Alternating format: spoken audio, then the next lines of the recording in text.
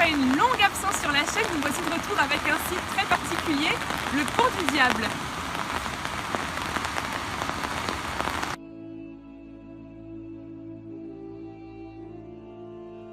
Nous sommes dans le pays des Abers, à 25 km au nord de Brest. Cet ensemble comporte 13 communes, dont celle de Lannilis et de Plouguerneau, que le pont permet de relier.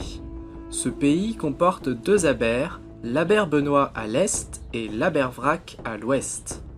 Le pont est situé sur l'Abervrac. Mais qu'est-ce qu'un aber?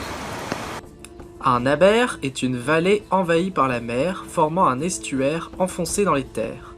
En amont, l'Abervrac est en fait un fleuve côtier qui prend sa source du côté de Trémaouézan. Et en aval, c'est un bras de mer et donc un aber situé entre la presqu'île Sainte-Marguerite à Landéda et le phare de l'île Vierge.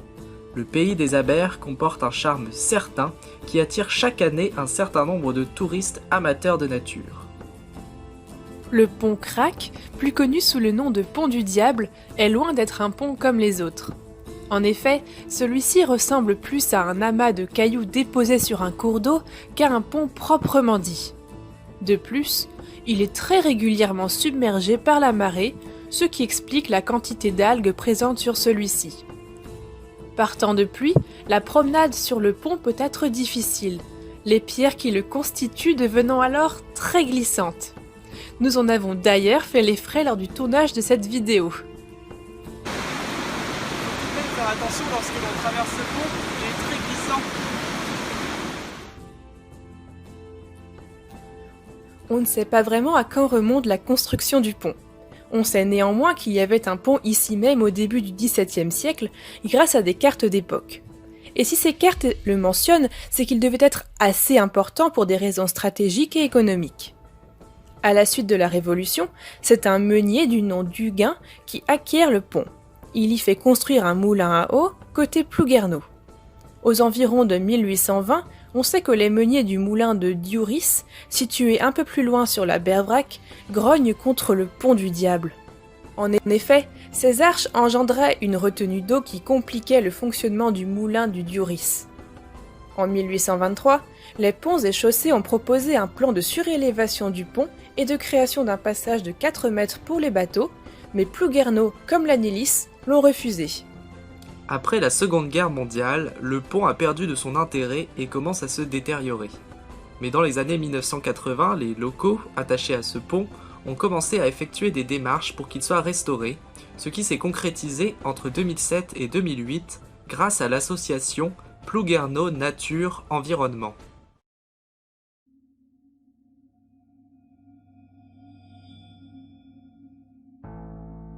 Le pont du Diable doit son nom à une légende entretenue par la population locale. Elle expliquerait la création du pont. Il s'agit d'une histoire de diable, de meunier et de chat noir. Maître Huguin était un meunier demeurant non loin du pont, dans le lieu dit Prat-Paol. Tous les jours, il rejoignait son moulin situé à Rascol. Mais il devait toujours faire un long détour à cause de l'Abervrac, qu'il ne pouvait traverser.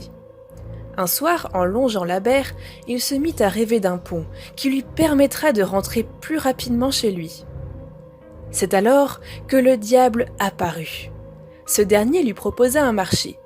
Avant l'aube, il lui construira un pont, mais à condition qu'il puisse prendre l'âme de la première personne qui passera dessus. Le meunier accepta. Le lendemain matin, le meunier se rendit au pont. À l'autre bout de celui-ci l'attendait le diable. Bien évidemment, celui-ci se frottait les mains à l'idée de pouvoir si facilement prendre une âme.